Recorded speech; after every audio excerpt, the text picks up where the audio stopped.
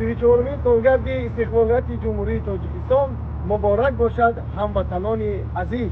گرچند دور از وطن باشیم، مهر وطن، عشق وطن در دل ما غریبان هست. با اون خاطر دعا میکنیم پروردگار وطن ما را همیشه تنجی و آرام نگه می‌دارد. تاجیکستان بابش